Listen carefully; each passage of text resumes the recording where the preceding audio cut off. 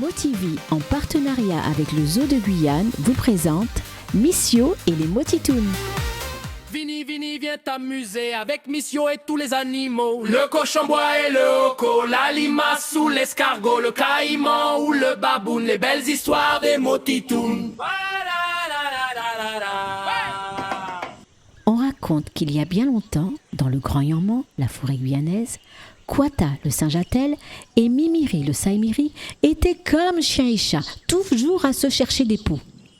Il ne se passait pas un jour sans que l'un ne taquine l'autre.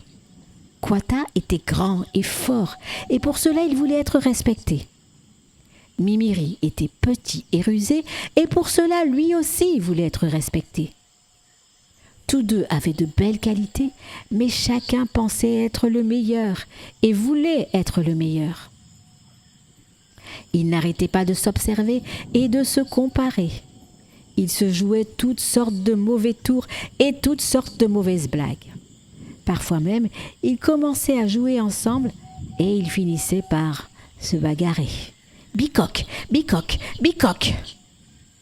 Il faut dire que les jolis yeux de la chère Mangui n'aidaient pas ces deux-là à faire la paix. Un jour, la jolie Mangui demanda à Kwata : « Pourquoi as-tu ce joli visage rose ? » ?»« C'est le soleil qui m'a embrassée et m'a laissé cette couleur sur mon visage pour que je n'oublie jamais d'être gentil. »« Et toi, Mimiri, pourquoi as-tu ces jolies pattes dorées ? » ?»« C'est parce que la lune a voulu me serrer dans ses bras. Comme elle n'en a pas des bras, elle m'a demandé de l'entourer. Et pour que je n'oublie jamais d'être gentil, elle a laissé sa magnifique couleur dorée sur mes pattes. Mais alors,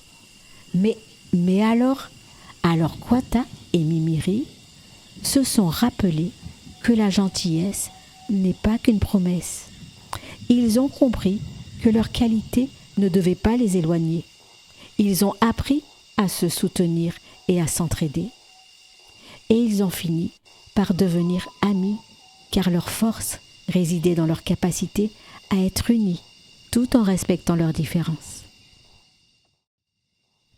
Et maintenant, voici la vraie histoire des singes-attelles et des saïmiris.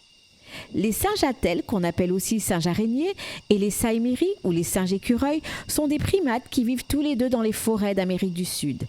Les attelles sont entièrement noirs et ils sont grands, comme Kwata, avec une queue préhensile qu'ils utilisent pour se déplacer dans les arbres. Tu n'as pas compris préhensile ? Eh bien, ça veut dire que sa queue peut attraper les branches. Les Kwatas se balancent lentement, avec élégance. Ils vivent en groupe et sont connus pour leur agilité et leur grande intelligence. Ils sont arboricoles, c'est-à-dire qu'ils vivent dans les arbres.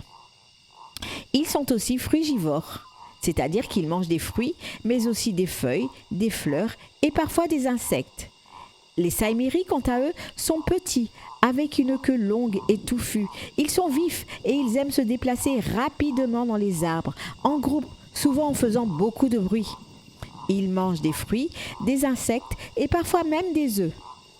Les saïmiris sont une espèce stable, tandis que les singes-attelles sont considérés comme vulnérables. Ça veut dire qu'on ne peut ni les chasser, ni les capturer, ni les vendre, ni les acheter.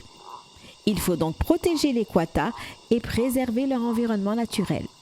Voilà, tu sais tout ou presque sur les singes-attelles et les singes-écureuils. À bientôt pour un nouvel épisode avec Missio et les Motitounes. Motivi, en partenariat avec le Zoo de Guyane, vous a présenté Missio et les Motitounes.